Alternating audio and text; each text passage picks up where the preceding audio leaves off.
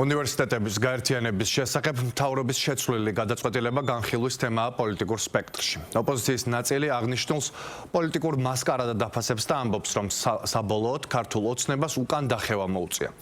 მათი თქმით, ხელისუფლებამ ძლიერი წინააღმდეგობა მიიღო და იძულებული გახდა ცვლილებებზე უარი ეთქვა. მმართველ გუნდში კი აცხადებენ, რომ ამ ეტაპზე აღნიშნული გადაწყვეტილება ყველაზე ოპტიმალური იყო. შეგახსენებთ, რომ თბილისის სახელმწიფო უნივერსიტეტის და საქართველოს ტექნიკური უნივერსიტეტის გაერთიანების შესახებ მთავრობის გადაწყვეტილება ცნობილი 29 იანვარს გახდა. გადაწყვეტილებას ორივე უნივერსიტეტის სამეცნიერო საზოგადოებისა და აკადემიური სექტორის წარმომადგენლების მხრიდან პროტესტი მოჰყვა. მას შემდეგ, რაც მოხდა დისკუსია, მსჯელობა, იქნა გათვალისწინებული პროფესორების და უნივერსიტეტის წარმომადგენლების აზრი, რაც რა თქმა უნდა, აბსოლუტურად ჯანსაღი პროცესის ნაწილია.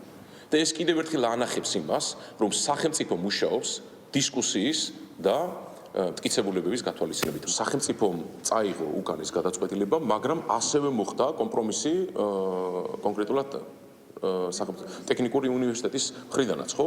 ანუ ჩვენ ვართ სახელმწიფო, სადაც ჩვენ ვსაუბრობთ საზოგადოებასთან იმისთვის, რომ მოძებნილი იქნას კომპრომისები, ისე რომ ერთის მხრივ ჩვენ დავიცვათ სახელმწიფო და საჯარო ინტერესი, რომ განათლების სისტემა მივიღოთ უკეთესი და მაქსიმალურად ჩვენ ეს გავაუმჯობესოთ ეს მიმართულება და მეორეს მხრივ დაცული იყოს სტუდენტის ინტერესი.